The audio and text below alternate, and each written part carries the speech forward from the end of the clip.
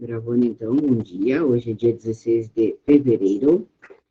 Nós estamos tendo aula dia 16 de fevereiro. Me lembro quando antigamente a gente pulava carnaval, 16 de fevereiro. A Juliette perguntando como é que eu tô. Eu tô bem, Juliette, graças a Deus, tudo bem. Eu demorei um pouco para me recuperar do Covid. Demorei mais do que o tempo normal, né? Porque eu tive Covid, no dia eu descobri que eu estava com Covid no dia 31, só que os sintomas começaram no dia 30 de janeiro, domingo. E aí, só que desde quarta-feira, anterior, no caso, né, que seria lá no 27, no 26, eu estava mal. Comecei a ficar mal no dia 26. Aí no dia, só que eu pensei que era uma gripe, uma coisa assim. Quando foi no dia 30, que foi domingo, eu amanheci com febre. Antes eu só tinha dor de cabeça, uma indisposição, aquela sensação que a gente vai ficar gripado, sabe? No corpo pesado. Aí eu pensei, vou ficar gripada, uma coisa que vai me dar, mas não é nada demais. Isso no dia 26. Aí passou 27, 28, 29, no 30, aí eu amanheci com febre, com dor, com muita tosse seca, assim, uma tosse seca e uma dor na minha garganta horrível, horrível. Aí passou toda, aí eu fiz segundo o exame, deu positivo, e passou toda a semana. Quando foi na outra segunda-feira, que seria no 7, que foi no 7, né? Eu fiz o exame de novo. Aí deu negativo. Só que não passou os efeitos da Covid. Eu passei muito mal, porque me pegou mesmo, assim. Eu tive febre, eu tive todos os sintomas. Eu tive dor de cabeça, dor de ouvido, eu tive febre alta, assim, uma febre de... Aí eu até liguei o ar-condicionado num dia, eu tava com muita febre de noite, e o lençol ficava, o colchão ficava molhado, assim. Molhado, sabe o que é molhado? Não é úmido, é molhado. O travesseiro também, de torcer, assim. E quando eu liguei um ar-condicionado de noite, eu acho que baixou a febre muito rápido e começou a me dar assim, uma pressão nas pernas muito grande. Eu não sei se foi da febre que baixou muito rápido, o que que foi. Eu sei que foi horrível, assim. Foi bem pesado mesmo. E aí, quando foi... Eu fiz o exame segunda-feira, né? Dia 7. Só que os sintomas mesmo só foram. Aí eu já estava bem melhor, no dia 7, né? Já estava bem melhor. Mas eu ainda tinha tosse, eu tinha dor de cabeça, eu tinha dor de ouvido, diarreia me deu. Deu muita coisa. Muita coisa, não tem noção. Foi. Fora essa dor nas pernas, assim, era uma pressão como se fosse me dar uma trombose, assim. Nessa noite eu cheguei a me dar uma coisa, porque foi muito forte. Aí foi passar na sexta-feira, lá dia 11 foi que foi passar mesmo, assim, que eu me senti melhor, eu me senti com disposição. Porque até então eu ficava assim, tipo, com uma vontade de ficar deitada, dormindo, sem fazer nada. Assim, só, sem fazer nada, só dormindo. Não tenho vontade de fazer nada. É impressionante, é um cansaço, uma dor no corpo muito forte. Então, eu cheguei à conclusão de que eu não tive Covid ao longo dos últimos 2 anos, né? Desde 2020 eu não tive, porque se tivesse me dado antes, talvez tivesse me dado com os mesmos efeitos, ou com um efeito pior. E eu não tive nada nesses desde 2020 eu não tive nada, não senti nada. Aí agora me deu tomei vacina, tomei 2 doses da vacina. Eu ia tomar agora a terceira, já estava no prazo já acho que é 2 meses, 2 meses ou 4 meses, não lembro. Mas sei que eu conferi e dava para eu tomar, mas não vou tomar agora, né? Recém eu tive a doença, então não vou esperar um tempo agora. Vou ir no posto perguntar direitinho, vou no médico, na verdade, perguntar, né? Para ver se fica alguma sequela, alguma coisa, fazer algum exame, sei lá, de sangue, não sei o quê. Fazer alguma coisa. Mas fora isso, agora eu tô ótima. Agora tá tudo normal, voltando ao normal a vida, né? Mas foi difícil isso. Mas, para mim, que não é que eu não acreditava no Covid, mas uns sintomas, assim, eu achei que eu já tinha tido e que não tinha me dado nada. Não é possível, né? 2 anos já vai, o terceiro ano da doença e eu nunca senti nada. Nunca, nunca, nunca senti, nem gripe eu não tive. Eu acho que de tanto usar máscara, eu não tive gripe. Essa gripe normal, né? Não tive. E aí agora me deu assim, bem avassaladora mesmo. Muito ruim. Bom, mas agora já passou, obrigada por perguntar. E eu quero, voltando à nossa disciplina, né, pessoal? Eu quero dar continuidade, porque hoje é a última aula antes do exercício avaliativo 2, tá? Então, aqui eu vou dar mais prazo para vocês, tá? Não vai ser a entrega, não vai ser no dia 23. Então, deixa eu só atualizar uma coisinha aqui, ó. Essa aula de hoje, o nome dela não é Estratégias Competitivas Genéricas, é Rivalidade Competitiva. Tá? A ideia dessa aula de hoje é nós ampliarmos os nossos horizontes, no sentido de que a referência que a gente tem dentro da teoria da competitividade, ela é... Deixa eu ver se alguém escreveu alguma coisa aqui. Vamos ver aqui. A Jéssica, que bom. A Manuela, que bom. Eu também, foi horrível quando eu peguei Covid. Teve todos os sintomas. Ai, que horrível, Manuela. Só quem teve e sentiu os sintomas sabe, né? Porque tem muita gente que tá sintomático, mas quem teve os sintomas, meu Deus.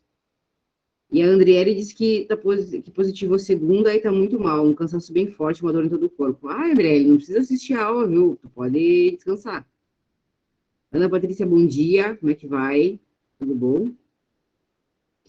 É complicado, pessoal. Não é fácil esse Covid. Não é fácil mesmo. Ah, é um problema. Essa é para contar, essa é para levar para a posteridade e contar que teve. E como é que foi. Porque realmente é forte.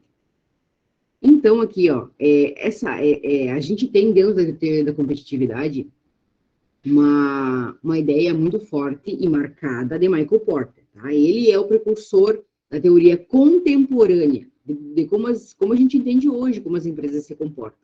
Tá? Mas nem sempre, mas não é só ele que existe, tá? Ele é o autor referência. Mas não é só ele que existe. Existem outras teorias que correm paralelamente, inclusive que contrapõem ou que, né, trazem uma ideia, até mesmo complementam as ideias de Porter, evoluem, né? Porque as empresas, bem como a sociedade, as empresas são reflexos da sociedade. E a sociedade, ela não é estática. Ela sofre transformações ao longo dos anos, ao longo do tempo.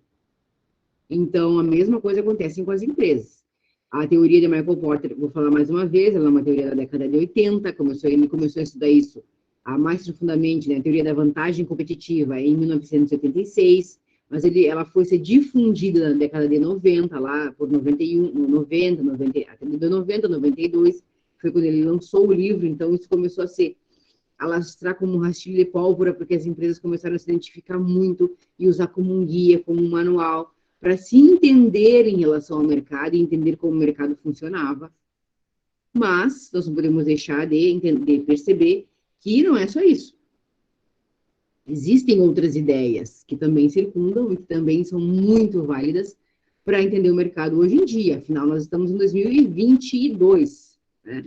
Então, são 20 anos aí da teoria de Michael Porter, em torno de 20 anos, né? Ela é uma teoria muito recente. São 20 anos, né, pessoal? Nós temos teorias aí, sei lá, de quantos mil anos que nós temos, né? E, então, ela é uma teoria muito recente, por isso ela é extremamente difundida ainda, ela é utilizada, mas os mercados, eles vão mudando. E aí a gente tem dentro deste livro aqui, que tem lá na biblioteca, que é Administração Estratégica, do Rich, Ireland e Robson, que eles trazem muito da teoria de Michael Porter, mas eles também trazem outros autores. Tem uma visão também, complementam ou que trazem um outro viés sobre a teoria da vantagem competitiva, da competitividade, que é o que a gente vai ver hoje, né? Essa proposta, né? É entender a competitividade de uma outra forma que não a proposta por Michael Porter, que tem as 5 forças de Porter, que tem a teoria da vantagem competitiva, tá? É uma outra forma de ver. Então, isso que a gente vai ver hoje. E aí, aqui, só antes de começar a aula, a aula da semana que vem vai ser assíncrona, porque tem o exercício avaliativo. Mas eu vou dar mais prazo aqui, tá? Que eu ainda não liberei o exercício. Eu não terminei de... Deixa eu ver se eu... Deixa eu ver aqui. Eu não inseri nenhuma questão ainda. Eu achei que eu tinha editado... Será que eu não salvei? Eu tinha começado a editar esse exercício relativo, tá oculto para vocês não podem ver ainda, mas ele está aqui. Mas eu achei que eu tinha inserido umas questões, não me lembro agora, porque o Covid me deixou meio confusa. Mas eu vou editar ele hoje, já vou abrir ele para vocês hoje, tá?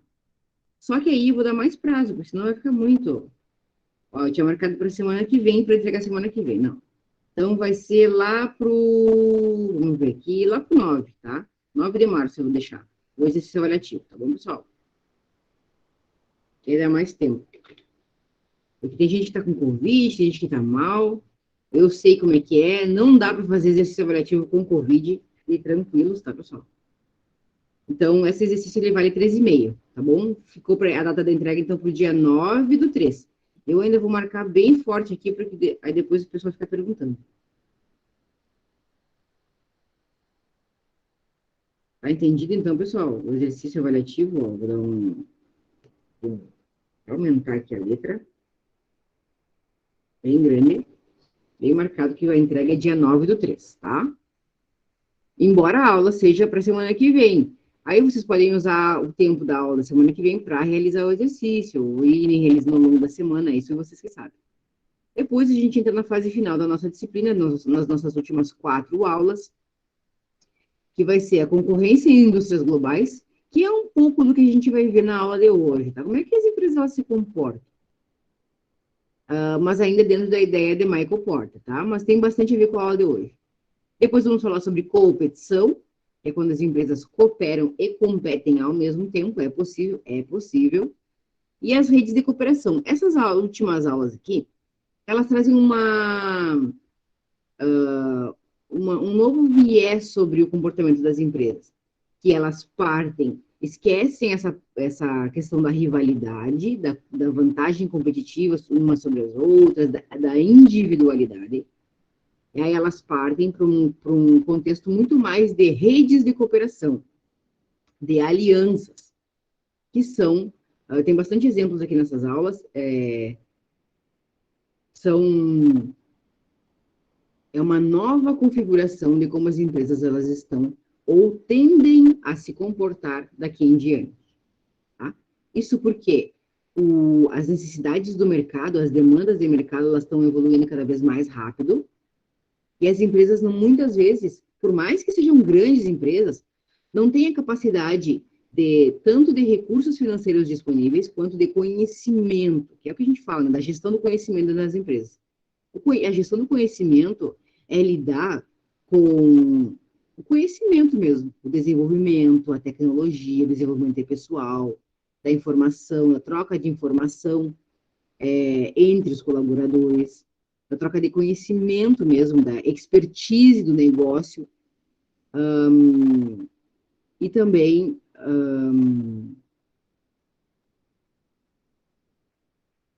eu estava falando da gestão do conhecimento, né? E também da implicação desse conhecimento no desenvolvimento de tecnologias, de inovação e, consequentemente, na pesquisa e desenvolvimento de novos produtos.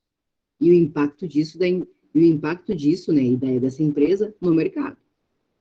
Então, a gente começa a ver que as empresas elas estão percebendo isso. E elas fazem consórcios, elas fazem alianças, elas fazem joint ventures, elas fazem associações, elas participam de redes. Existem diferentes formas de estabelecer alianças ou redes de cooperação. E é isso que a gente vai ver nessas 2 últimas aulas, tá? Só para a gente ter assim, esse panorama que está acontecendo na nossa disciplina. E aqui, aí, por fim, a gente vai ter o exercício avaliativo número 3, tá? Que vai ser referente a essas 3 últimas aulas aqui, tá bom? Vamos então para a nossa aula de hoje, que é sobre rivalidade competitiva e dinâmica competitiva. Rivalidade e dinâmica competitiva. Tá? Essa rivalidade e dinâmica competitiva, ela traz muito daquilo que a gente já vem estudando até o momento, dentro da nossa disciplina, tá? De como as empresas se comportam, mas num viés que não considera Michael Porter, são outros autores, tá, pessoal? Só para a gente saber, né? Para a gente ter noção de como é que é a teoria fora dos livros da vantagem competitiva do Michael Porter. Então, as empresas, elas atuam no mesmo mercado, que é o que a gente vem estudando até o momento, não é? Elas oferecem produtos semelhantes, esses produtos eles podem ser substitutos, né? ou não, mas ainda assim não deixam de ser produtos concorrentes, e elas visam atrair clientes semelhantes, e oferecem produtos semelhantes e visam não me recuperei do Covid ainda, pessoal, tô confusa ainda. Elas oferecem produtos semelhantes e visam atrair clientes semelhantes, tá? Então, as empresas, elas interagem com seus concorrentes como parte de um contexto amplo, no qual atuam na tentativa de obter retornos acima da média. As decisões que as empresas tomam quanto à sua interação com seus concorrentes, elas afetam consideravelmente a sua capacidade de obter esses retornos acima da média. Eu trouxe aqui 2 exemplos muito claros disso que eu estou tentando dizer para vocês, que é a rivalidade que existe muito claramente, e é de conhecimento mundial, estratosférico, entre a Coca-Cola e a Pepsi, tá? Então, nós temos, até tem um vídeo, tem uma aula que eu abordo isso, eu coloco até um vídeo para vocês verem, que é das propagandas, né? Que a Coca-Cola sempre lança, ou a Pepsi lança uma propaganda, ou pisando na lata da Pepsi, ou pisando, amassando, ou fantasiando a lata, a marca, enfim, sempre num tom provocativo, num tom de ataque. Essa é a palavra, tá? Nós vamos ver mais adiante que isso normalmente a gente classifica como um ataque. E aí, o mercado todo ele se baseia muito pela probabilidade de ataque que uma empresa tem em relação a outra, ou às outras que compõem o mercado. E isso a gente vai ver que são ações e reações, né? Ações e reações que são causadas por movimentos de uma empresa ou outra empresa. Compõem o mesmo mercado. E também a gente tem o exemplo da Grendene versus a Havaiana. A gente tem a ideia muito forte de que a Havaiana ela é uma marca extremamente, que é da Alpargatas, né? Tem a marca Alpargatas, que é detentora da marca Havaianas. Então, nós temos, e aqui não até nem é Grendene, que é Ipanema, tá? Que também, que é da Grendene, né? Mas a marca aqui que a gente está falando da rivalidade que existe é da Grendene, da Havaianas contra a Ipanema. Então, ainda assim, a Ipanema ela tem uma maior quantidade de vendas do que a Havaianas. Isso porque ela lançou, né, entre as sandálias, essas chinelas de dedo que a gente chama, essas sandálias, esse modelo de sandálias, a Havaiana até então, ela tinha modelos muito simples, de 2, 3 cores no máximo, sem estampa. E a Ipanema, ela propôs um novo modelo do mesmo calçado, né? Só que com estampas coloridas, muito mais atrativo. Então, nesse jogo de concorrência, ela acaba vendendo muito mais, tendo uma maior representatividade, ou seja, um retorno financeiro muito maior do que a Havaiana, se existe uma guerra de mercado. Por mais que a Havaiana ela seja a maior exportadora, né, do que a Grendene ela ocupa um espaço no mercado interno muito grande, tá? Muito maior, muito superior em vendas do que a Havaianas. Então a gente começa a perceber que eu tenho dois exemplos básicos, e eu tenho certeza que vocês podem me dar muitos outros exemplos de produtos semelhantes ou produtos substitutos que concorrem diretamente um com o outro no mesmo mercado, tá? No caso da Coca-Cola e da Pepsi, nós temos um exemplo de refrigerante de cola e nós temos muitas outras marcas, mas muito mais monopolizadas pela Pepsi e pela Coca-Cola. E a Coca-Cola tem uma política de que se ela não consegue comprar, ou até ela não conseguir comprar, ela vai afrontar, ela vai atacar a outra marca, tá? Isso a gente tem muito, muito forte também no exemplo da Coca-Cola contra o Dr. Pepper, tá? O Dr. Pepper é um refrigerante de cola também, mas ele era com sabor de canela, isso, com sabor de canela. Não era da Coca-Cola, agora é. Depois de muitos anos da Coca-Cola tentando copiar, tentando fazer o mesmo sabor, a Coca-Cola conseguiu comprar os direitos do Dr. Pepper e produzir o Dr. Pepper. tá? Mas isso, tanto que ela fez, tem uma aula que eu explico sobre isso. Eles compraram, primeiro eles, para concorrer com esse refrigerante, eles criaram a própria marca deles. E depois de um tempo, eles viram que não iam conseguir concorrer, porque o refrigerante deles não teve o impacto que era esperado em termos de concorrência, né? Em termos de abalo ao outro refrigerante. Eles passou, acho que não sei, uns 70 anos mais ou menos, e eles conseguiram comprar a marca. E quer dizer, eles não desistiram, né, pessoal? Isso é uma coisa realmente que a Coca-Cola tem de tentar neutralizar os seus concorrentes de uma maneira muito efetiva. Então, dentro desse contexto do comportamento competitivo, a gente tem, né, que a gente precisa considerar que como 80 a 90% das novas empresas, elas tendem a fracassar, no contexto geral, tá? Independente do porte, tá, pessoal?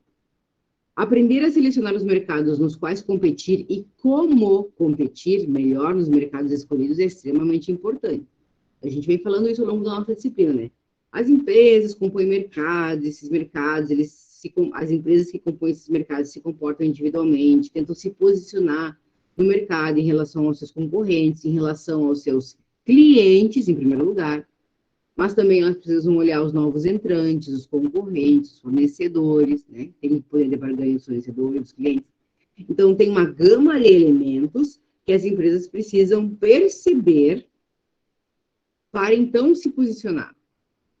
E nisso é um jogo muito perigoso, porque pode levar as empresas à falência. Se ocorrer alguma estratégia de um concorrente ou da própria empresa, uma tomada de decisão da empresa, que possa comprometer isso. Tá? E aí a gente tem nesse cenário do comportamento competitivo os concorrentes e a rivalidade competitiva, que é o produto dessa concorrência.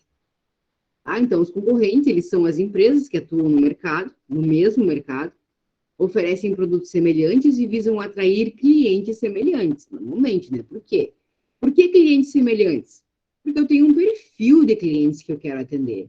Se eu trabalho com um determinado produto, um determinado tipo de produto, que vai ter uma qualidade específica, eu estou determinando, como nós vimos né, na aula sobre segmentação de mercado, é ou não é?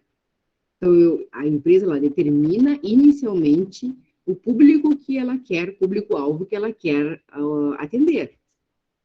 E com isso ela define, ela desenha os seus produtos ou serviços. E aí, como produto dessa concorrência, nós temos a rivalidade competitiva, que é o quê? É o conjunto de ações e reações competitivas em andamento que ocorrem entre os concorrentes quando eles procuram obter uma posição de mercado vantajosa. Então, são ações que são tomadas pelas empresas e quando eu tomo uma ação, na nossa vida pessoal, quando a gente toma uma decisão e pratica uma ação a partir dessa decisão, nós temos o quê?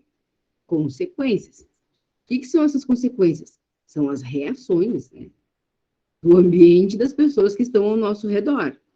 A mesma coisa vai acontecer com as empresas. No momento em que eles tomarem uma decisão sobre que estratégia competitiva eles vão adotar, vai haver uma reação do mercado. E aí o mercado é um conjunto de empresas que compõem. E aí isso também pode depender, dependendo do mercado, a força e o abalo que isso pode ter sobre determinada empresa. Por isso que, muitas vezes, não tomar nenhuma atitude, não fazer nenhuma ação, pode ser também uma alternativa. Tá, mas para aí, eu não vou fazer nada? Dependendo do momento, do porte da empresa, do mercado que se está se compondo, às vezes o princípio pode ser bem recomendado aguardar. E a gente vai ver isso, tá? Então, todo comportamento competitivo, isso é, o conjunto total de ações e respostas, né, e reações competitivas tomadas por todas as empresas que competem no mercado, é chamado de dinâmica competitiva. A partir, né, dos escritos de Rich, Ireland e Hawkinson. Tá?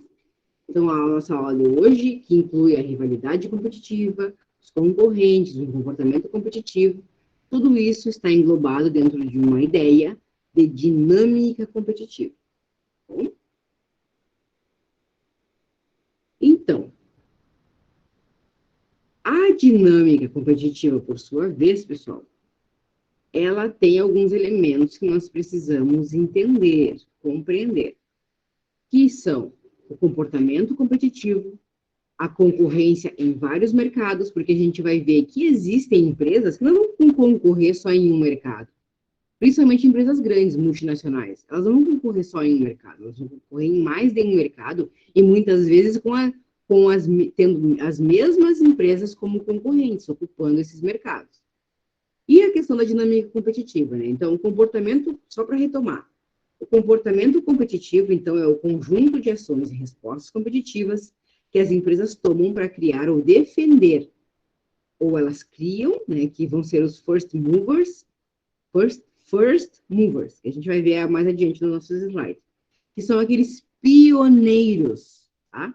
Os pioneiros são aquelas pessoas, são aquelas empresas que lançam normalmente alguma ação e aí aguardam, né, a reação do mercado para ver como vai acontecer. Não são aquelas que reagem, então são os first movers, os pioneiros, tá? Que são aquelas que criam as estratégias. Ou aquelas que defendem, aquelas que reagem, né, às suas vantagens competitivas e melhorar a sua posição no mercado. Todas essas ações e reações, elas são voltadas ao objetivo de melhorar a sua posição no mercado. Por isso que eu comentei com vocês que muitas vezes não tomar nenhuma atitude pode ser uma opção, porque as empresas elas podem muito bem identificar os seus concorrentes e perceber se dentro desses concorrentes, se ela reagir, pode ser que não aconteça nada. Pode ser que ela ainda mantenha assim a sua mesma posição de mercado. Então, por isso que muitas vezes é uma opção não fazer nada. Porque tomar atitudes estratégicas, independente de quais sejam e de qual teoria que vai ser utilizada, exige custo da empresa. Exige uma mobilização da empresa. E muitas vezes a empresa não está disposta ou não tem a motivação necessária. Que muitas vezes é o quê? Uma ameaça concorrencial. Isso causa uma motivação, né? Com certeza causa. E muitas vezes ela pode estar participando do mercado que ela não vai perceber isso, porque não existe, não vai ter naquele momento, né, essa ameaça concorrencial. E aí ela vai optar por não fazer nada, tá? A concorrência em vários mercados, né, que ocorre quando as empresas elas competem umas com as outras em vários mercados de produtos ou geográficos, e aí vai depender, né, da abrangência da empresa. Dos geográficos, por exemplo, são as grandes marcas, como, por exemplo, Nestlé, o McDonald's, Burger King, grandes marcas, a Goodyear, que é de pneus. Então, são grandes multinacionais reconhecidas que ocupam diferentes mercados geográficos. E dependendo do mercado geográfico que essa empresa ocupa, nós já vimos isso, né? Vão ter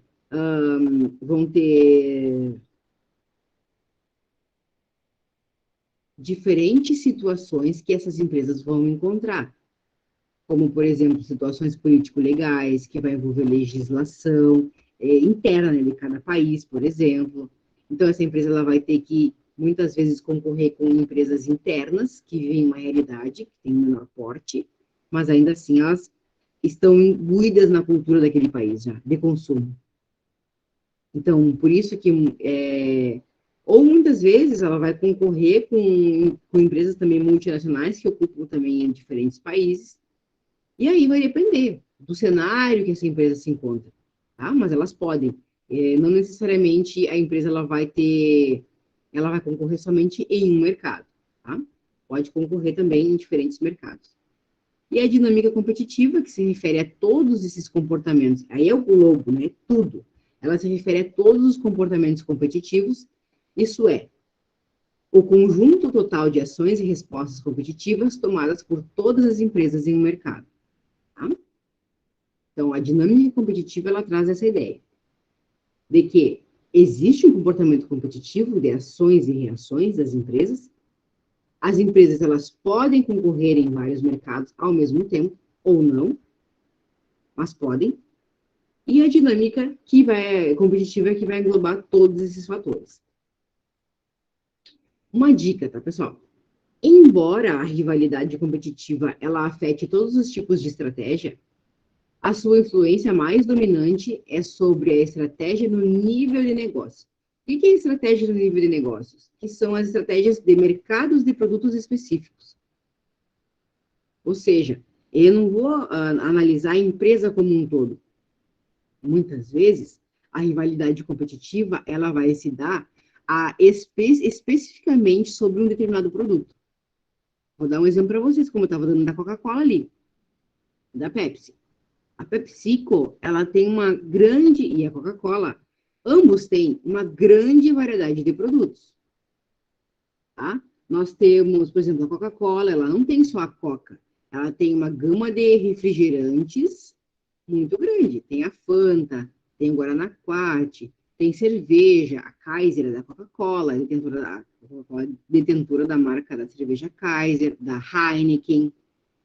A Coca-Cola tem uma marca de roupas, de utensílios, não é só de roupas, né? Eles têm utensílios, utensílios no geral, de cozinha, a marca é uma marca muito grande.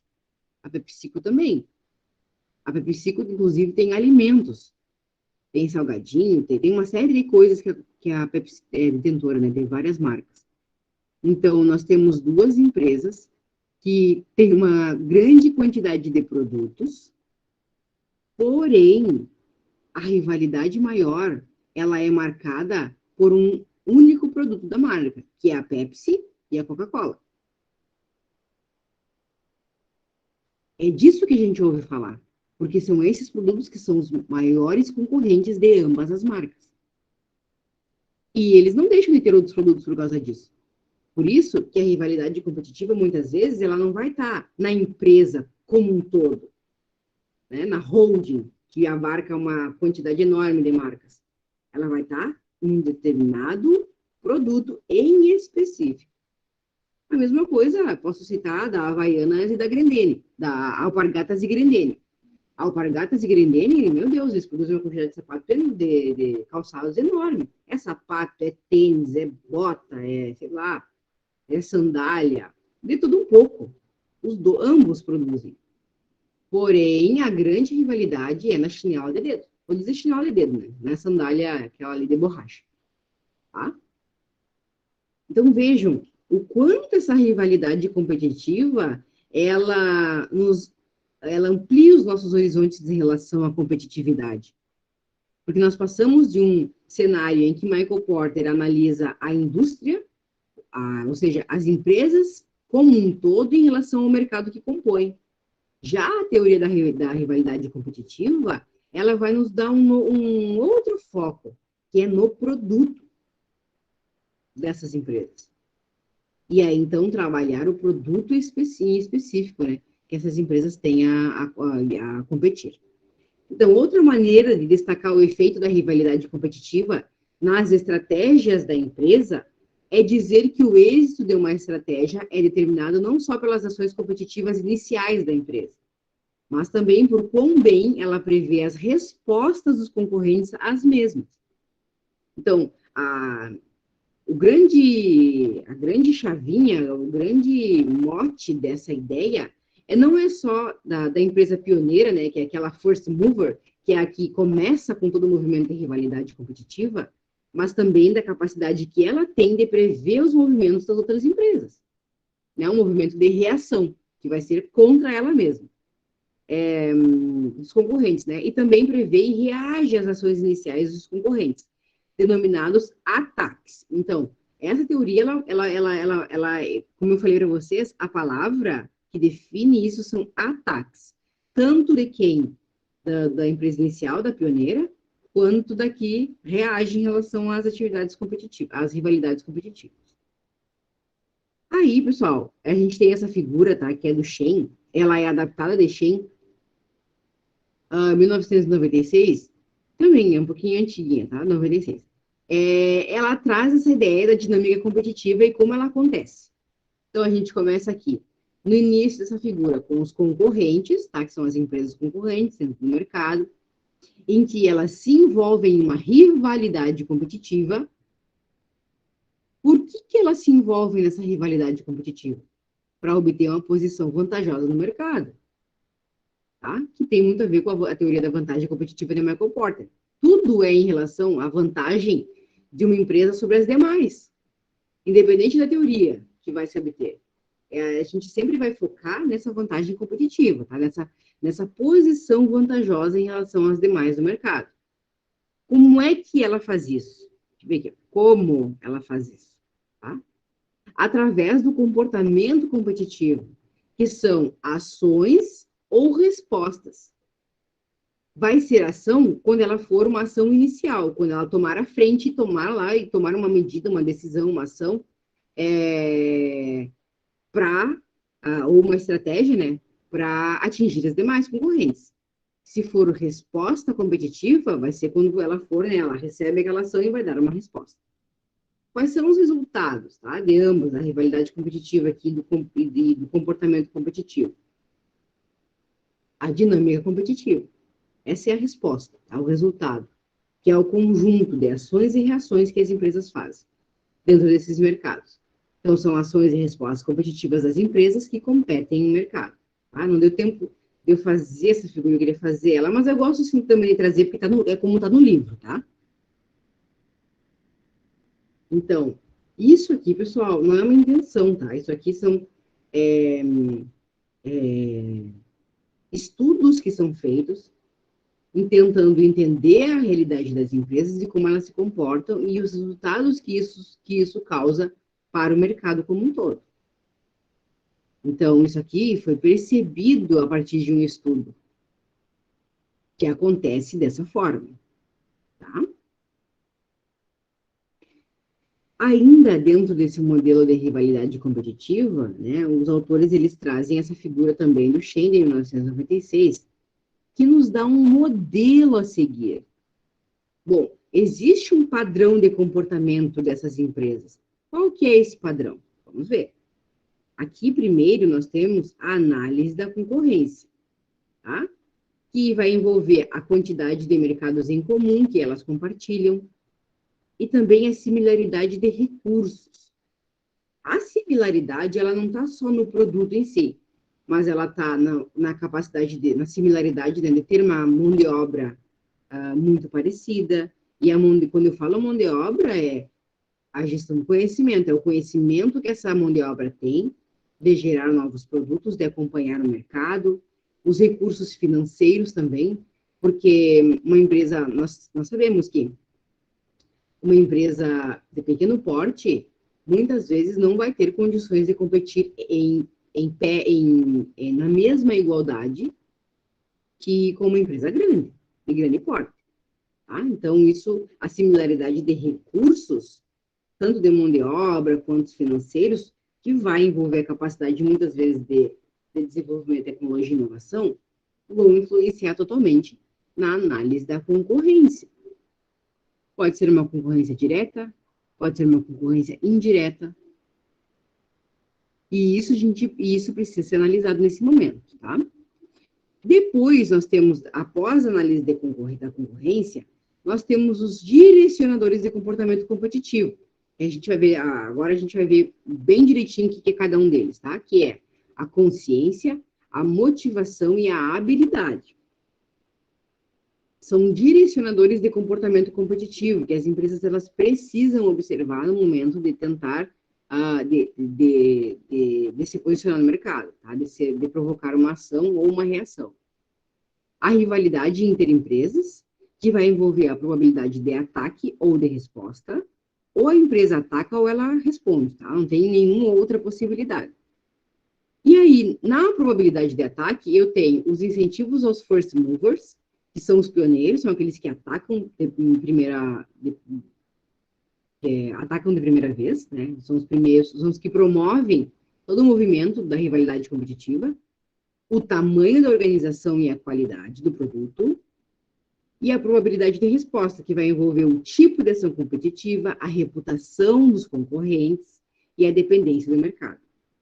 E aí, como resultados, eu vou ter a posição no mercado, que essas empresas vão ocupar, porque o mercado ele é constantemente está se modificando a partir dessa rivalidade, a partir dessas ações e reações das empresas. Mas, o mais importante de tudo, pessoal, não só é a posição no mercado, mas o desempenho financeiro. E vejam o quanto isso é relevante, porque não necessariamente a posição de mercado ela vai impactar no desempenho financeiro, que é, por exemplo, aqui o exemplo que eu trouxe, o exemplo que eu trouxe da Havaianas e da Ipanema. Porque eu tenho aqui, ó, 25 milhões de pares de Ipanema são vendidos por ano, em mais de 60 países. E 21 milhões de pares da Havaiana são exportados anualmente pela Alpargatas. Então, nós temos uma venda consideravelmente menor, 4 milhões a menos de pares, da Havaianas em relação à Ipanema.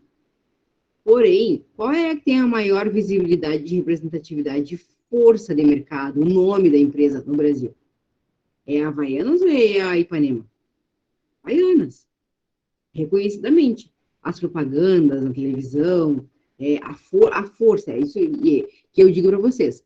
O resultado financeiro quem tem é a Ipanema. Mas a força da marca, que é o que a gente tem ali no nosso slide, quem está querendo falar ali,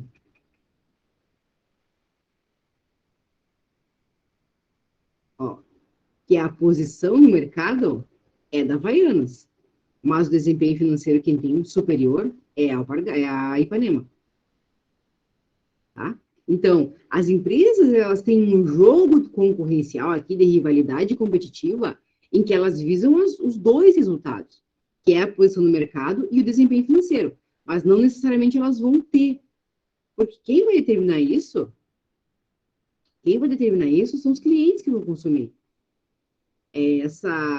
Por isso que é tão importante na hora de nós definirmos o nosso produto ou serviço, nós determinarmos o nosso público-alvo. Quem é, afinal? Qual é o perfil desse meu cliente? Quem é que eu quero atender? Isso vai determinar, muitas vezes, a posição no mercado e o desempenho financeiro que eu vou ter. Tá? E a gente vê isso muito bem quando a gente olha as propagandas toda a publicidade e o marketing da Havaianas, tentando desmistificar a questão da Havaiana ser uma chinela de dedo, que é das pessoas de classes inferiores, como C e D, por exemplo. Quando eles colocam as grandes atrizes, atores, pessoas famosas, modelos, vestindo a Havaiana com uma roupa de festa, com roupas mais sofisticadas, de terno, enfim, essas coisas todas. Tá? E o que é isso? Isso é uma resposta da Havaianas ao mercado, tentando captar outras camadas de clientes ou desmistificando a ideia que se tem sobre o produto. Tá? Então, a gente vê essas questões, né, pessoal, muito fortemente nas nuances que a gente vai percebendo, né? E como é que as empresas reagem? Como é que elas trabalham o marketing? O marketing, normalmente, ele tem uma base de sustentação muito grande nessa posicionamento de mercado que as empresas elas querem alcançar. Tá? E também, óbvio, visando o desempenho financeiro, né? O desempenho financeiro nunca vai deixar de estar nos top trends de prioridades das empresas. E essa é uma prioridade. Mas o posicionamento de mercado vem ali ao lado, tá? Eu me faço entender, pessoal. Vocês têm alguma pergunta? Deixa eu olhar o chat aqui para ver se alguém escreveu alguma coisa.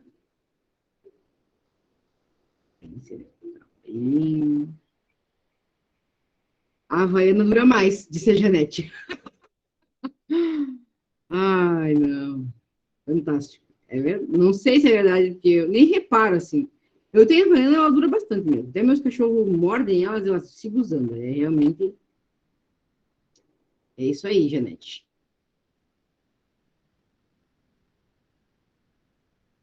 E aí, pessoal, a gente vem para análise dessa figura, tá?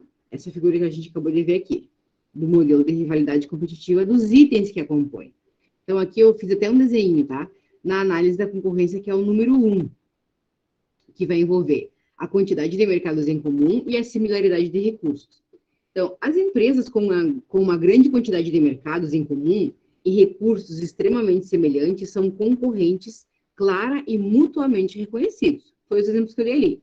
a Havaianas em Ipanema, Coca-Cola e Pepsi, o McDonald's e Burger King, enfim, infinidade de marcas que elas têm recursos extremamente semelhantes e dividem mercados em comum muito claramente.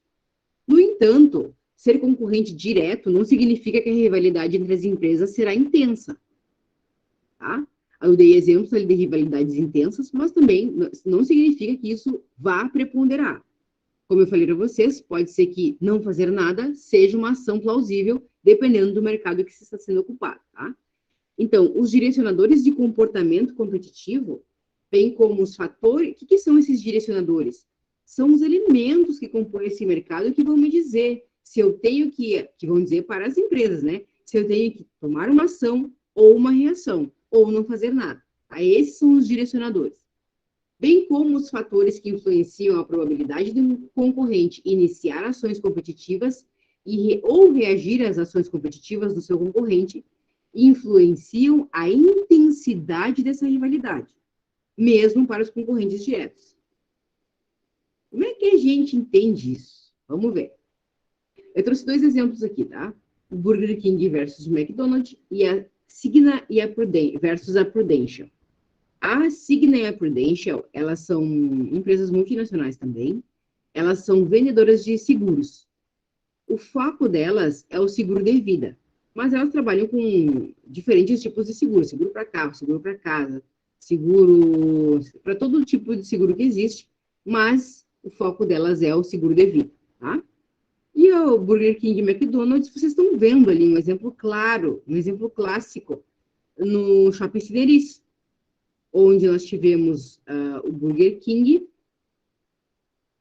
temos, né, o Burger King instalado dentro do McDonald's, dentro do Cineris, e o McDonald's plantado lá de fora do Cineris, concorrendo diretamente, tá?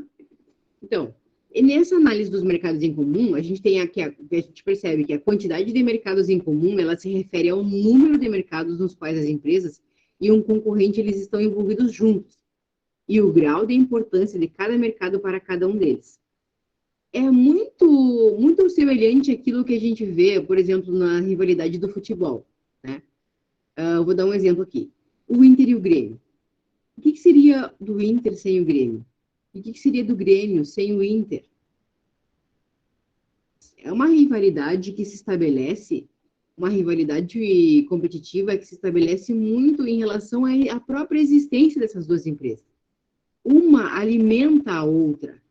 Uma gera a motivação necessária para que a outra se mantenha no mercado e faça novas ações e provoque ações e reações e esteja presente no mercado, fomentando essa rivalidade. Então, muitas vezes, essa rivalidade ela é necessária para que as empresas sobrevivam. Uma não vai acabar com a outra. Elas se alimentam uma da outra, tá? E as empresas que competem entre si em vários ou muitos mercados, elas se envolvem em concorrência de multimercados. Há um exemplo do McDonald's e Burger King, eles competem entre si em vários mercados geográficos, porque são empresas multinacionais, no mundo todo. Enquanto a Prudential e a Cigna, elas competem uma com a outra em vários segmentos de mercado, que é o institucional ou varejista. Por exemplo, com os produtos que eles têm. Não necessariamente eles vão ter os mesmos produtos, mas eles concorrem em âmbitos de mercados muito semelhantes. Tá?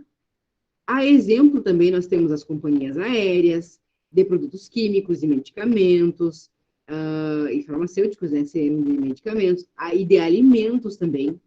Tá? São exemplos de outras indústrias nas quais as empresas competem entre si em vários mercados. Bom, pessoal. A gente tem também aqui a questão dos direcionadores de comportamento competitivo, né? Que são os drivers. Tá? Essa é a linguagem utilizada. Os drivers são esses direcionadores de ação, de ações e respostas competitivas. O que é isso? A quantidade de mercado em comum e a similaridade de recursos, lá da análise da concorrência, elas influenciam os direcionadores, que são a consciência, a motivação e a capacidade do comportamento competitivo. Então, aqui, os autores eles nos trazem elementos que nós podemos observar dentro das nossas próprias empresas e nas outras empresas, para então estabelecer uma estratégia competitiva adequada. Por sua vez, os direcionadores eles influenciam o comportamento competitivo da empresa, como mostram as suas ações e respostas quando se envolvem nessa rivalidade competitiva. Aqui nós temos, então, a consciência, a motivação e a capacidade ou habilidade de cada uma das empresas. O que é cada uma delas? A consciência, pessoal, é um pré-requisito para qualquer medida competitiva ou resposta de uma empresa. Ela refere-se até que ponto os concorrentes reconhecem o grau da sua interdependência.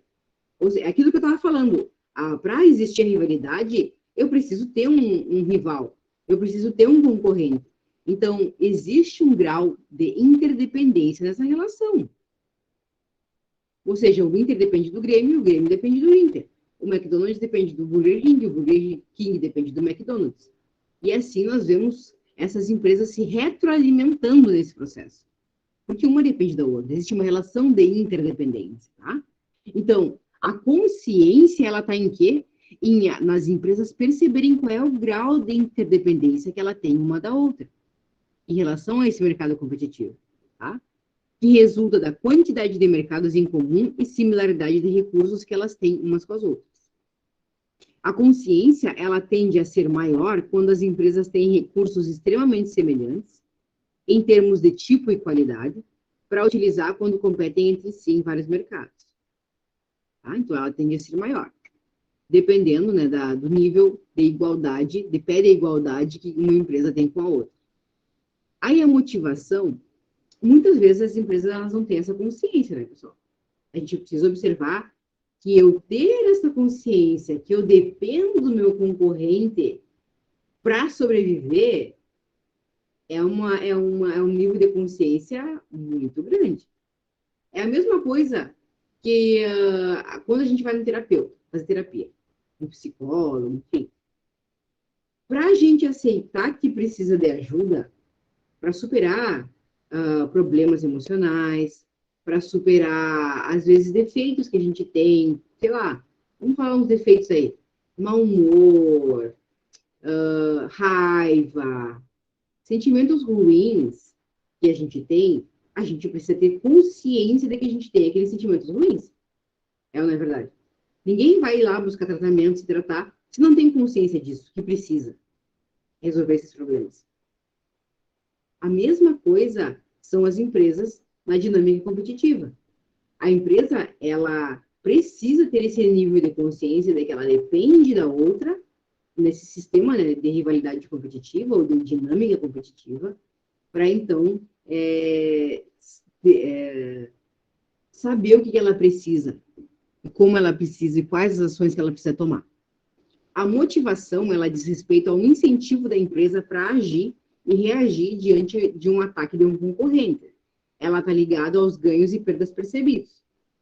Então, entra na questão da rentabilidade financeira da empresa. Consequentemente, uma empresa ela pode estar ciente dos seus concorrentes, ou seja, ela pode ter a consciência, mas ela pode não estar motivada a se envolver nessa rivalidade com ele, se for percebido que a sua posição não irá melhorar ou piorar, tá? Nesse contexto. Então, foi o que eu falei para vocês. Se a empresa percebe que ela fazer uma ação não vai nem melhorar nem piorar a situação dela no mercado, muitas vezes ela não vai fazer. Ela pode não fazer. Então, não fazer nada pode ser uma opção, tá? Não tomar nenhuma ação também pode ser uma opção. Em relação à motivação, se ela não tem motivo, se ela não é provocada a isso, muitas vezes ela não vai fazer. Se ela é provocada, ela vai atrás, ela vai buscar o seu espaço no mercado, tentar se posicionar ou recuperar, por exemplo, uma reputação que pode ter sido abalada pelo concorrente em algum ataque, tá? Tá fazendo sentido para vocês, pessoal, essa linguagem que nós estamos utilizando na aula, que é utilizada dentro do mercado, tá? Ainda assim, a gente tem também a questão da capacidade. A capacidade de recursos, ela também influencia as ações e respostas competitivas. Tá? Entre as empresas, no sentido de quanto maior for o desequilíbrio entre a empresa que está agindo e os seus concorrentes, ou possíveis empresas que irão reagir, maior será o atraso na resposta pela empresa com desvantagem em termos de recursos. Por que a Coca-Cola e a Pepsi vivem se provocando? Porque elas têm igualdade de recursos, tanto financeiros quanto de marketing, quanto de, principalmente capacidade financeira, né, para poder contratar celebridades, pessoas famosas para suas propagandas, investir em um grande capital, porque o produto eles não mexem no produto. O produto sempre vai ser o mesmo. Eles não têm a necessidade de investir em pesquisa e desenvolvimento para melhorar o produto. Não. Já a Apple, a Samsung, grandes empresas de tecnologia, elas precisam estar em uma constante. Deixa eu ver que horas são. Elas precisam estar numa constante. São 9 horas, então não nosso tempo. Elas precisam estar numa constante movimento para ocupar espaço de mercado. É ou não é? Grandes marcas de televisão, como LG, Sony, essas grandes marcas, elas precisam estar numa constante evolução, mantendo ali os seus recursos em pesquisa, em desenvolvimento, para poder ocupar espaço no mercado e ter os seus produtos disponíveis e que esses produtos sejam atrativos o suficiente para atender a demanda. Por isso, a necessidade de recursos, a capacidade de recursos ou a habilidade que a empresa tem em manter esses recursos é tão importante para manter, né, a sua hegemonia ou o seu monopólio em relação ao mercado que ela ocupa. Tá? Um exemplo disso é o Walmart. Tá? A Walmart, ela utilizava uma estratégia de liderança em custos. A gente já viu isso nas nossas primeiras aulas, tá? O que é a estratégia de liderança em custos que propõe Michael Porter? É aquela estratégia que eu quero reduzir o maior possível os meus custos, para que meu preço possa ser o menor possível do mercado. Tá? Então, a Walmart utilizava essa estratégia, focada para concorrer apenas em pequenas comunidades, com população de 25 mil ou menos habitantes. E aí, isso antigamente, tá, pessoal? Porque hoje em dia o Walmart, né, tá em todo lugar. Vocês lembram, eu estava montando esse slide que eu lembrei. Vocês lembram quando o Walmart veio, o Big veio para Livramento? Que foi assim, ó, foi uma polêmica total. Primeiro que tinha uma fila enorme que dava volta na quadra para pessoas que procuravam emprego, né, trabalho. E a segundo que existia um movimento, inclusive político, dos vereadores de criar uma lei que não podia, era uma lei que proibia empresas de até, não sei, até 3 mil funcionários de funcionar na cidade. Foi uma coisa absurda. Por quê? Porque os outros supermercados, o Lig, o 300, os outros supermercados da cidade começaram a fazer uma pressão política porque estavam com medo da concorrência do Walmart. Porque eles pensavam, pessoal, foi uma coisa bem séria, que iam falir. E a gente viu que não aconteceu isso, ao contrário, dos últimos anos, dos últimos 20 anos que tem o supermercado Big no Brasil, nós temos só aumentado o número de supermercados. Não só de supermercados, mas também de outras empresas como a Recofresso, o Frangos, que só fizeram aumentar o número de lojas na cidade. Então, quer dizer que não foram... Até que ponto foram afetados pela abertura dessa empresa, né? Até porque a Walmart ela tem essa política, tá? De trabalhar em pequenas cidades, com até 25 mil habitantes, e nessa política de liderança de custos.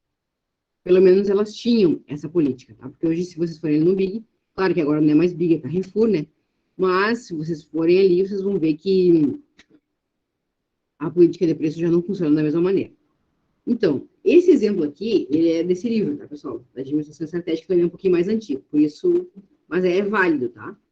Utilizando sistemas de logística sofisticados e práticas de compra extremamente eficazes como vantagens, entre outras, a Walmart ela criou o que era, na época, um novo tipo de valor para os clientes em pequenos mercados varejistas. Qual era o valor que ela agregou, que ela oferecia? O menor preço. Tá?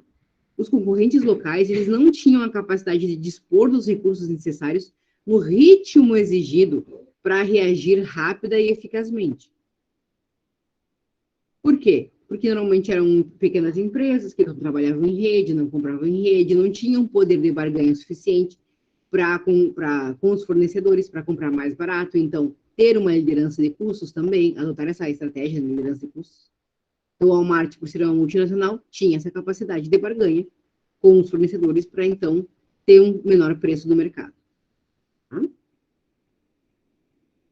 Aí, pessoal, aqui o terceiro quadradinho da nossa figura do modelo de rivalidade competitiva, ele fala de rivalidade entre empresas, tá? Da probabilidade de ataque e da probabilidade de respostas. A gente vai tratar aqui da probabilidade de ataque mais especificamente, tá? Então, a rivalidade entre empresas, ela fala que o valor do conjunto final das previsões, porque a empresa ela tem que fazer previsões. E isso vai envolver, onde é que eu faço previsões? No planejamento, né, pessoal? A empresa tem que ter planejamento estratégico, tem que ter uma gestão estratégica, que vocês estudam lá com o professor Paulo. Uma gestão estratégica que preveja cenários. Planejar pode ser que não aconteça. Bom, se mesmo planejando pode ser que não aconteça, imagina não planejando. Eu não tendo pelo menos uma noção aí do que pode acontecer no cenário otimista, no cenário tradicional e no cenário pessimista. Eu preciso ter esse vislumbre de possibilidades que pode acontecer com a organização. Isso são previsões que podem vir a acontecer ou não. Mas eu preciso ter, para pelo menos estar preparado para possíveis contingências. Né? Lembram que são contingências? Contingências são aqueles fatores que podem vir ou não a acontecer, mas que eu preciso estar preparado, preciso ter um plano de contingências, que é o que prevê a teoria das contingências lá em TGA. Tá? Nós temos uma teoria das contingências, né? Ela fala sobre isso, das empresas estarem preparadas para determinados acontecimentos, como, por exemplo, uma enchente, um incêndio, crises econômicas, pandemias. Tá? Com certeza, a pandemia vai estar hoje no plano de contingência das empresas. A partir dessa nossa pandemia do ano de 2020. Não estava, porque a última aconteceu há 100 anos, mas agora vai estar. Porque não sei se daqui a 2, 3 anos não vai haver uma outra pandemia, daqui a 100 anos não vai haver outra pandemia, essas empresas vão estar aí, tá? Então, é por isso que ele fala nas previsões. O valor do conjunto final das previsões que a empresa faz sobre as ações e respostas, né, competitivas de cada um dos seus concorrentes, ela é ampliada pelo estudo dos fatores de probabilidades de ataque, tais como incentivos dos first movers, né, dos pioneiros, e o tamanho da organização e a probabilidade de resposta, como a reputação de um ator. Ou seja, quando a Coca-Cola ela faz uma ação, ela trabalha como uma pioneira, né? Ela faz um first movers, ela lança um ataque sobre a Pepsi, ela sabe que a Pepsi tem a reputação de responder imediatamente com algo que seja até bem pior do que foi a ação promovida inicialmente. Então, normalmente a gente precisa saber, quando lida com ação e reação, nós precisamos saber da capacidade de recursos que o meu concorrente tem em reagir ao meu ataque, tá? Porque isso pode fazer uma grande diferença. E pode muitas vezes influenciar na atitude, né, de tomar uma ação ou não no mercado, tá, da empresa. Então, avaliar e entender esses fatores permite que a empresa refine as previsões que se faz sobre as ações e respostas dos seus concorrentes. Isso é uma questão de conhecimento de mercado, né, pessoal? Que é uma questão de eu participar enquanto empresa de um mercado e conhecer esse mercado. Porque para me posicionar nele, eu preciso conhecer quem são meus concorrentes, como é que eles pensam, quais são os recursos que eles têm, as capacidades que eles têm, as motivações que eles têm, a consciência que eles têm em relação ao mercado, que são os drivers lá, os direcionadores que nós estudamos nos slides anteriores. Eu preciso saber identificar esses itens no meu concorrente, porque aí eu sei qual é a capacidade de reação que ele tem em relação a uma ação que eu vou tomar. Se eu for, por acaso, um first mover, né? Um pioneiro. Ou Caso eu não seja o pioneiro, ou seja, a empresa que sempre reage, eu também preciso saber, já tenho que ter uma previsão do que a outra empresa vai fazer. Que ela vai fazer alguma coisa, tomar uma atitude. Ou não. E aí eu vou me posicionar no mercado a partir desse conhecimento que eu tenho de como as empresas funcionam. Vocês conseguem entender isso, pessoal? Como é que funciona essa dinâmica de mercado? Tudo vai depender da empresa em que eu estou. Se ela é um first mover, ou se ela é uma empresa que só reage, ou se ela é uma empresa que só reage, mas aí ela vai resolver, ou ela vai ter uma motivação para ser um first mover, se ela vai se modificar os recursos que eu tenho, os recursos que as outras empresas têm. Tudo isso vai influenciar nas decisões. Por isso que em estratégia competitiva, nós não temos uma receita pronta. Vocês não vão ter uma receita pronta. Tudo vai depender do contexto em que a empresa está inserida, do mercado em que a empresa está inserida. Tá bom? Mas existe, né? A gente precisa estudar a teoria para saber quais são as possibilidades que nós temos. Então, aqui, dentro da rivalidade entre empresas, nós temos, né, os incentivos aos first movers, o tamanho da organização que vai influenciar e a qualidade dos produtos e serviços, tá? Então, os incentivos aos first movers, né, o que é um first mover? É uma empresa que toma uma ação competitiva inicial para criar ou defender as suas vantagens competitivas ou melhorar a sua posição no mercado, tá? O tamanho da organização é o porte, nada mais que isso. Então, o tamanho da organização, ela afeta a probabilidade dessa empresa adotar ações competitivas e os tipos de medida que ela irá tomar e quando ela vai tomar. As empresas menores, elas são percebidas como concorrentes ágeis e flexíveis, porque a capacidade, como ela tem menor estrutura, ela tem uma capacidade de reação maior, que dependem da velocidade e da surpresa para defender suas vantagens competitivas ou criar novas enquanto se envolvem nessa rivalidade competitiva. Então, em mercados menores, de empresas menores, as empresas têm maior capacidade de reação e são mais flexíveis.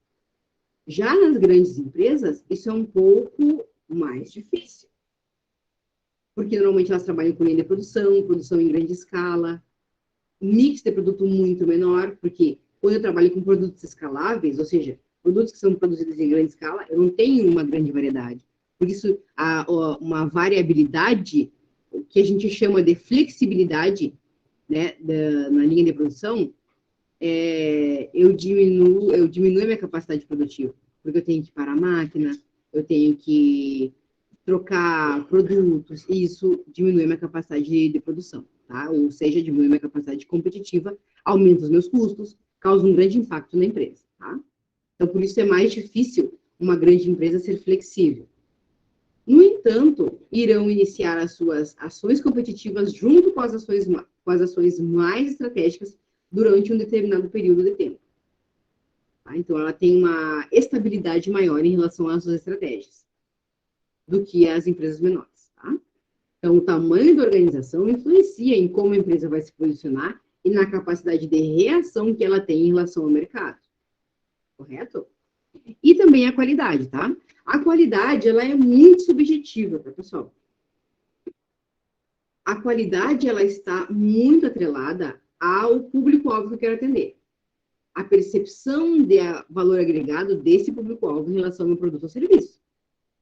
Mas não é por isso que eu não vou determinar a qualidade que a qualidade, ela não vai determinar a rivalidade dentro de um mercado, tá? Então, do ponto de vista estratégico, nós consideramos a qualidade, nós do livro, né? Consideramos a qualidade uma consequência de como a empresa conclui atividades básicas e secundárias. Então, não está no produto final, mas em como ela lida com as atividades básicas e secundárias dentro da organização. Tá? Consequentemente, a qualidade ela existe quando os bens e serviços da empresa correspondem ou superam as expectativas do cliente final. Bom? Então, para finalizar, pessoal, enquanto, por um lado, a rivalidade competitiva ela diz respeito às ações e reações em andamento entre uma empresa e seus concorrentes para obter uma posição vantajosa no mercado, a dinâmica competitiva ela está direcionando, né, os drivers, direcionando as ações e reações contínuas que ocorrem entre todas as empresas que competem por posições vantajosas em mercado. Então, a rivalidade competitiva são as próprias ações e reações do mercado, ou das empresas do mercado. E a dinâmica competitiva é o conjunto, né, o todo de ações e reações e as consequências disso para o mercado. Para esclarecer sobre a dinâmica competitiva, discutimos os efeitos da variação da velocidade competitiva em mercados diferentes. Como assim? Os mercados têm velocidades diferentes? Sim, os mercados têm velocidades diferentes, dependendo um do outro. Por isso que a gente analisa as empresas ocupando diferentes mercados e com diferentes concorrentes. Porque dependendo do mercado que a empresa ocupa, ele vai ter uma velocidade de funcionamento, uma dinâmica diferente uma da outra. E a empresa precisa ter consciência disso para, então, saber se posicionar também, tá? Então, essas velocidades, as variações de velocidade, elas são denominadas de ciclo lento, ciclo rápido e ciclo padrão, sobre o comportamento, né, das ações e reações de todos os competidores em um determinado mercado. Vamos entender um pouquinho sobre o que é cada um deles, tá, pessoal? Então, nós temos o mercado de ciclo lento, de ciclo rápido e de ciclo padrão. O de ciclo lento são aqueles nos quais as vantagens competitivas de uma empresa, elas estão protegidas contra a imitação, geralmente por um longo período, tá? E nos quais a imitação é muito custosa para o concorrente. Então, os mercados de ciclo lento não são um mercado tecnológico, por exemplo, de hoje em dia de aparelhos de telefone celular. Hoje em dia, a Apple, ela domina esse mercado, porque ela tem uma capacidade de produção e de tecnologia e inovação muito grande, muito superior às demais marcas. As outras marcas, elas estão se juntando para tentar concorrer com a Apple, tá? E, então, é muito custoso para as outras marcas de celular concorrer com a Apple. Então, elas muitas vezes já entenderam que não vão conseguir. Ou elas se juntam para tentar desenvolver tecnologia na mesma proporção, ou elas não vão conseguir competir. Isso é uma coisa real, tá, pessoal? Não é questão de preferência, meu celular nem é Apple, meu celular é Samsung, para mim ele serve, mas para quem entende de mercado, sabe do que eu estou falando, assim, no mercado de tecnologia, tá? A predominância que existe essa marca sobre as demais, em função de ser muito superior mesmo, tá? Então, isso é um mercado de ciclo lento, tá bom? Depois a gente tem mercados de ciclo rápido. São mercados nos quais o mercado de... Eu parei para pensar, porque o mercado de medicamentos também é um mercado de ciclo lento, tá? Principalmente porque a gente não sabe o que as farmacêuticas elas vão lançar, elas... Claro que não considerando o cenário de pandemia, né, que agora teve uma corrida aí para qual era o laboratório que ia lançar a primeira vacina, mas não me referindo a essa questão específica, mas me referindo ao mercado de medicamentos, porque eles têm uma necessidade de um grande investimento para desenvolver medicamentos e demoram muito tempo para isso. Tá? Então, normalmente, quando a imitação é algo que provavelmente não vai ocorrer no mercado de medicamentos, em função das patentes, em função de uma série de outras coisas, tá? Então, ele também é um mercado de ciclo lento, porque demora muito tempo, né, para que possa haver uma imitação, e isso pode ser muito oneroso, tem um custo muito alto, tá? Mercados de ciclo rápido. Esses são mais simples e mais comuns do nosso dia a dia. São mercados nos quais as vantagens competitivas, elas não estão protegidas contra imitações, e ocorrem rapidamente e talvez a um preço relativamente baixo. Vou dar um exemplo para vocês. Mercado de quem faz doces para festa em casa, de quem faz lanches. Qualquer um pode fazer hoje em dia lanche na sua casa, por delivery. Não precisa ter uma empresa, não precisa abrir uma loja, um ponto comercial. Eu posso fazer em casa e vender por meio dessas plataformas digitais, como iFood, Delivery Much, tá? Então, são mercados de ciclo muito rápido. Tem uma capacidade de novos entrantes muito rápida. Tá? Então, são mercados de ciclo rápido. Bem fácil de a gente identificar. E os mercados de ciclo padrão, Eles são mercados nos quais as vantagens competitivas de uma empresa elas estão moderadamente protegidas contra imitação e nos quais a imitação é relativamente onerosa. Tá? Não é nem lento, nem rápido, mas ele é algo intermediário ali, que pode ser protegido contra imitação ou não, mas entrar nesse mercado vai depender da capacidade financeira dessas empresas. Tá bom, pessoal? Então, vejam, né, que nós temos diferentes... Além de nós termos diferentes contextos de mercados, e que são compostos por diferentes empresas, nós temos uma dinâmica de velocidade ao qual corre esse mercado muito dinâmica também. Tá? Por isso, a competitividade ela é tão complexa. Porque ela vai demandar, ela vai exigir que as empresas tenham a consciência de si mesmas e a motivação, que é o que a gente via nesse slide anterior aqui, ó. A consciência, a motivação e a capacidade de interagir com o mercado em que ela está. E, ao mesmo tempo, identificar se esse mercado ele é lento, ele é rápido ou ele é padrão. Certo, pessoal? Ficou claro o conteúdo da aula de hoje? Entenderam como é que essa proposta, que ela é muito... Ela tem algumas coisas que ela se encontra com a teoria de Michael Porter, tá? Era isso por hoje. Ela tem alguns pontos que ela se encontra com a teoria de Michael Porter, mas ela tem outros pontos que não tem uma referência específica. Eles vão trazendo apanhados de diferentes teorias, compondo uma ideia de rivalidade que existe de rivalidade competitiva que existe entre as empresas, diferente do que a gente tem visto até então. Isso é o legal da gente ampliar os nossos horizontes, né? Entender que que o mercado ele é tão volátil, tão circunstancial, né? Porque vai depender muito do contexto em que as empresas estão inseridas, do mercado e de como esse mercado se comporta, da velocidade em que ele se move, que a gente acaba entendendo, né, a complexidade que tem essa competitividade, de como a gente vai entendendo isso, né, ao longo da carreira de vocês dentro das organizações. Isso vale, pessoal, para empresas de qualquer porte, tanto de pequena, média e grande porte, tá?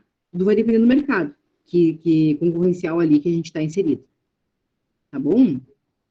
Christopher, bom dia. Certo, pessoal? Vou parar a gravação aqui. Era isso que eu tinha para hoje.